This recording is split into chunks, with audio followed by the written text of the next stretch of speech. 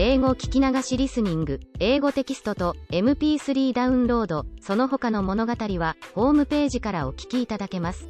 88thpp.com 88thpp.com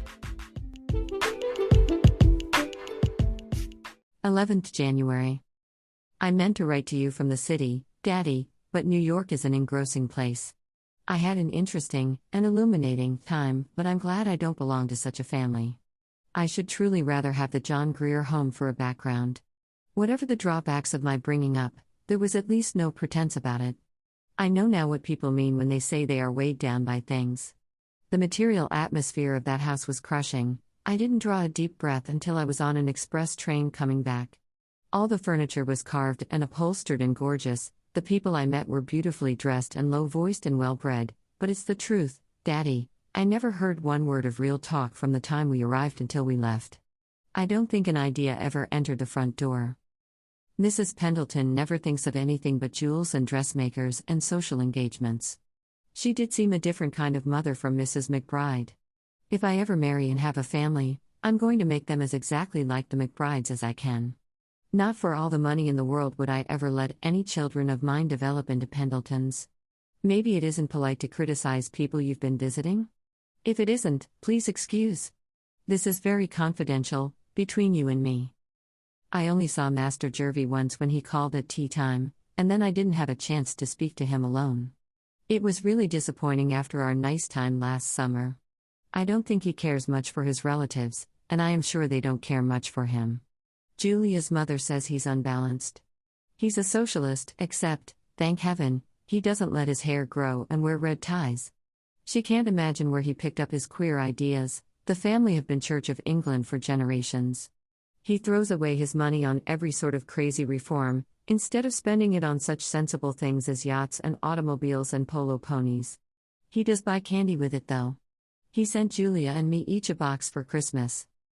You know, I think I'll be a socialist, too. You wouldn't mind, would you, Daddy? They're quite different from anarchists. They don't believe in blowing people up. Probably I am one by rights. I belong to the proletariat. I haven't determined yet just which kind I am going to be. I will look into the subject over Sunday, and declare my principles in my next. I've seen loads of theaters and hotels and beautiful houses. My mind is a confused jumble of onyx and gilding and mosaic floors and palms. I'm still pretty breathless, but I am glad to get back to college and my books. I believe that I really am a student. This atmosphere of academic calm I find more bracing than New York. College is a very satisfying sort of life. The books and study and regular classes keep you alive mentally, and then when your mind gets tired, you have the gymnasium and outdoor athletics, and always plenty of congenial friends who are thinking about the same things you are. We spend a whole evening in nothing but talk, and go to bed with a very uplifted feeling, as though we had settled permanently some pressing world problems. And filling in every crevice, there is always such a lot of nonsense, just silly jokes about the little things that come up but very satisfying. We do appreciate our own witticisms.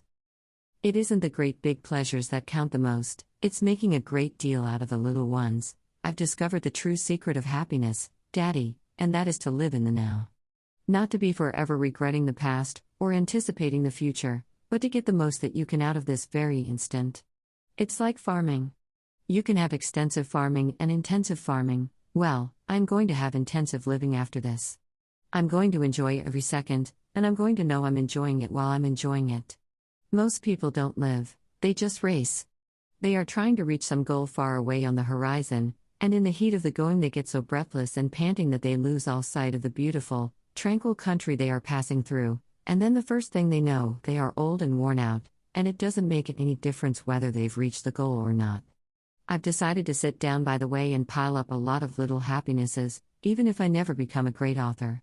Did you ever know such a philosopheress as I am developing into? Yours ever, Judy. P.S. It's raining cats and dogs tonight. 2 puppies and a kitten have just landed on the windowsill. Dear comrade. Hooray! I'm a Fabian. That's a socialist who's willing to wait. We don't want the social revolution to come tomorrow morning, it would be too upsetting. We want it to come very gradually in the distant future, when we shall all be prepared and able to sustain the shock. In the meantime, we must be getting ready, by instituting industrial, educational and orphan asylum reforms. Yours, with fraternal love. Judy. Monday, 3rd hour. 英語聞き流しリスニング、英語テキストと MP3 ダウンロード、その他の物語は、ホームページからお聞きいただけます。88thpp.com 88thpp.com